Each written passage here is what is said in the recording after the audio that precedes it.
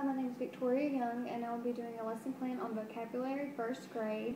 The teacher objective is the teacher will use sentence level context as a clue to the meaning of a word or phrase. And from our review, the teacher will review the words we found in Toys Go Out the day before. So it's a book that we read the day before. And for that, I would just ask them 3 questions. We would go over the words and ask them 3 different questions. We'd start at this one. What does enormous mean? And we already have big as a synonym, and they could tell me very large.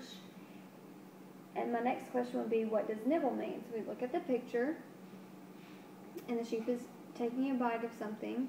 So they could tell me taking small bites. And then the other one was, what does injured mean? We look at the picture, we see that the foot is in a cast, so that means someone was hurt. For our purpose and importance would be to learn to use context clues within sentences to find the meaning of a word. For continuity, yesterday we read Toys Go Out and created a word chart for new words. Today we are using clues in sentences to find the meaning to new words. For our future, tomorrow we will put similar words in groups. And the objective, the learner will be able to use sentence level context as a clue to the meaning of a word or phrase. For my motivation, the teacher will read Cookies, A Mr. and Mrs. Green Adventure. And it's by Keith Baker.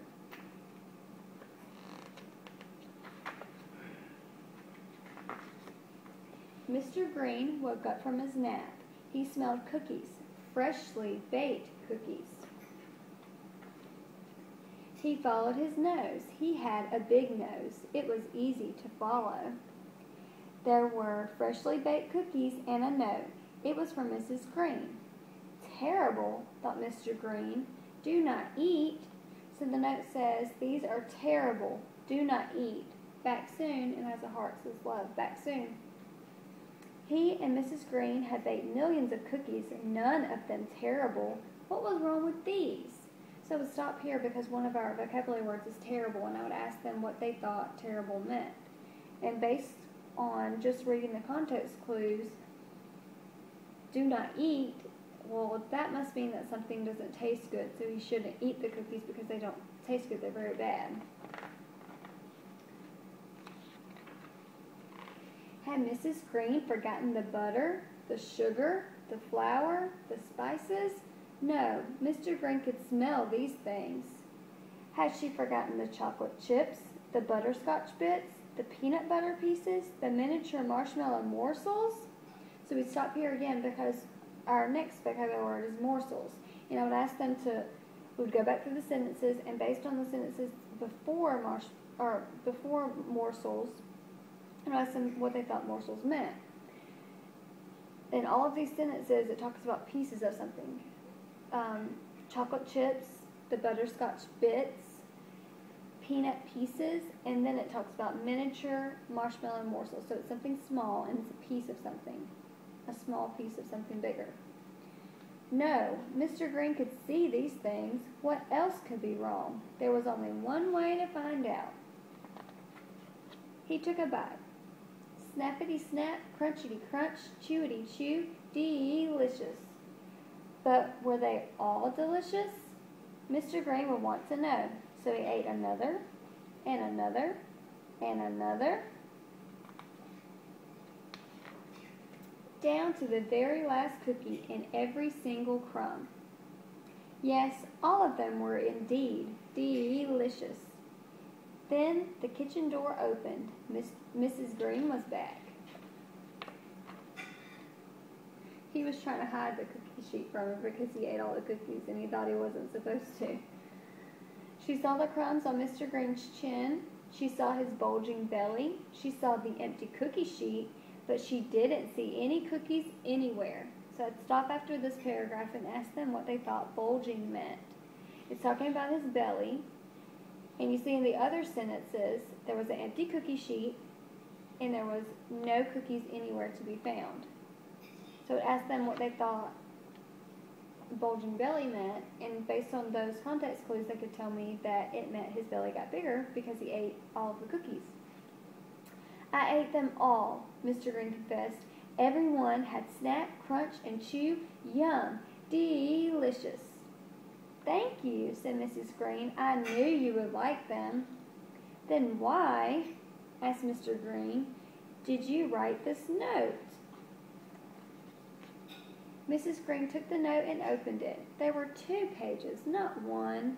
And the note says, "These cookies are terrific. Incredible. Do not wait. Eat now. Back soon. P.S. I doubled the recipe." Mr. Green read the note again. Now it made sense. You doubled the recipe? So I would stop and I would ask them, what do you think doubled means?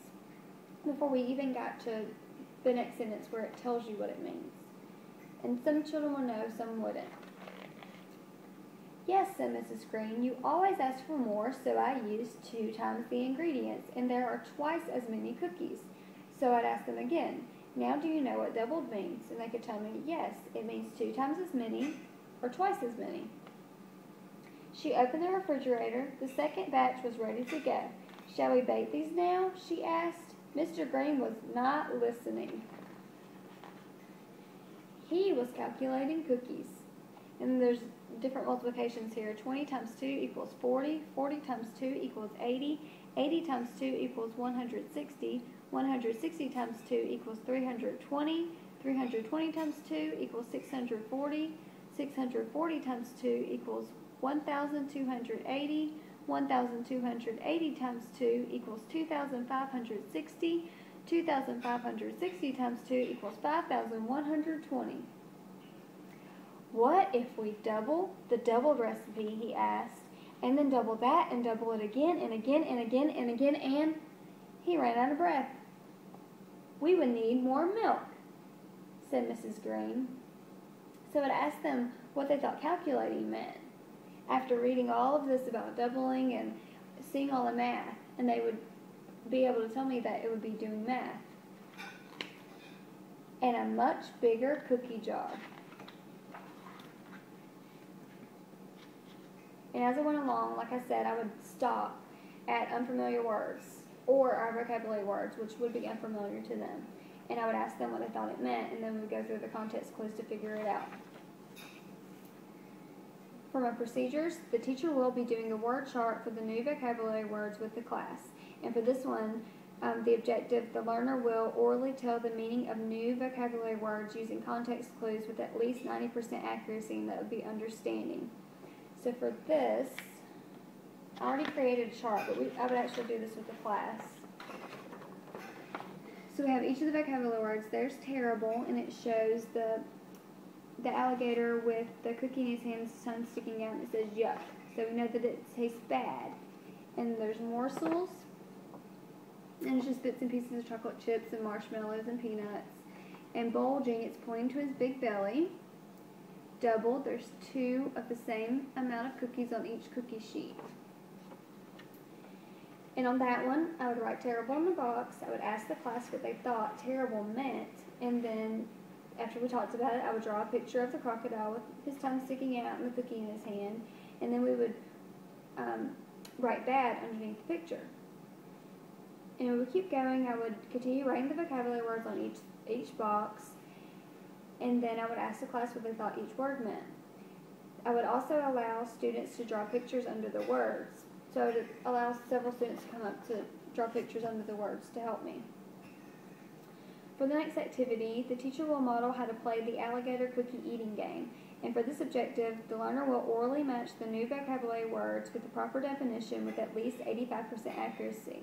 Now I'll be applying. So for this one, we have different vocabulary words on cookies. We have a little alligator, and you open his mouth, and he eats the cookie. So let's see. Let's do terrible. They wouldn't be stuck together. They would all be laying on the table, and I would show them terrible, and we would go through all the definitions, and I would ask them which one made sense, which one matched with it, and they would tell me very bad. So we'd stick them together. So we have a match, and then We'd let the alligator eat them. We'd stick them in his belly. So then I would keep going, and I would let students come up and put the cookies in the alligator's mouth after they made the match. For my closure, the teacher will give each group, there will be 5 groups total, a vocabulary word. Each student will write a word to create a sentence until the vocabulary word is used correctly. The teacher will go around the room and have the strongest reader of each group read the sentence.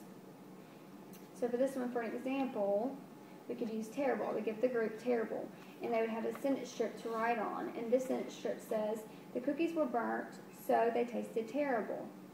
So each student had a chance to write until they finished the sentence all the way through. And for that, I would go around the room after all of the groups were done, and I would ask them questions about their sentences. I would go to different groups and ask questions.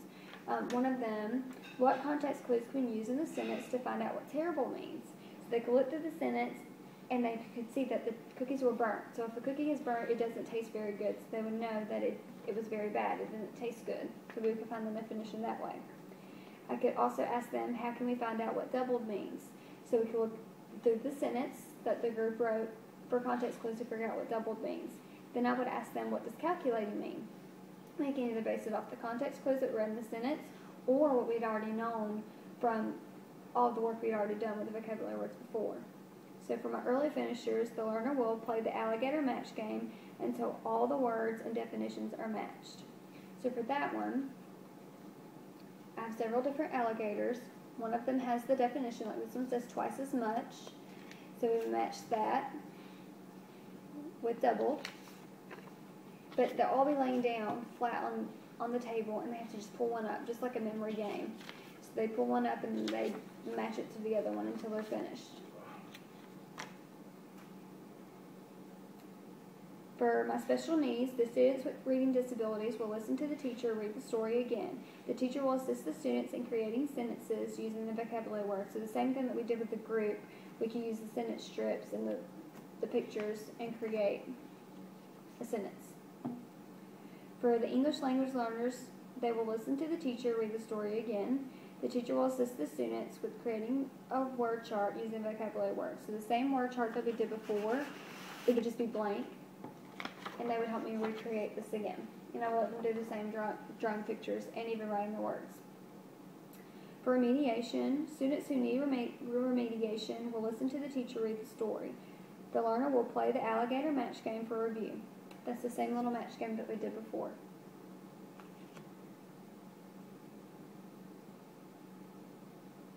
I skipped homework. For homework, the students would create a foldable. So on this foldable, I had all of these pieces already done for them. They would just have to cut them out and paste them. So we have the title up top. It says Cookies and Mr. and Mrs. Green Adventure Vocabulary Foldable. And they have different pictures. And they would have to place the correct picture and word. So this is terrible. It has a little boy eating, and he doesn't like what he's eating. He has his tongue sticking out. And then they would put the definition underneath. Very bad.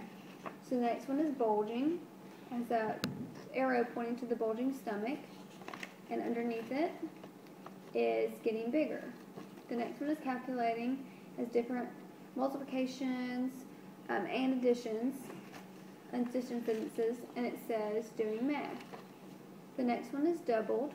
It's 2 sets of cookie sheets with the same amount of cookies on each, and the definition is twice as much. The next one is morsels, and it's just chocolate chip pieces, and it says small pieces of something. For enrichment, the students will be allowed to play the words in the context game online. So let me pull that up really quick.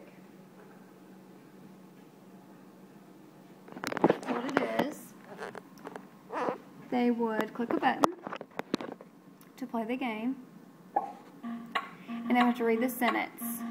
The judge was scheduled to be in court at 10 a.m., which is the correct definition for the word in red. A playing space as for tennis or illegal assembly. So it would be number 2. So we'd have to wait for number 2 and poke in the face. And they would just keep going through that until I felt like they had done it enough. And that's it. Thank you.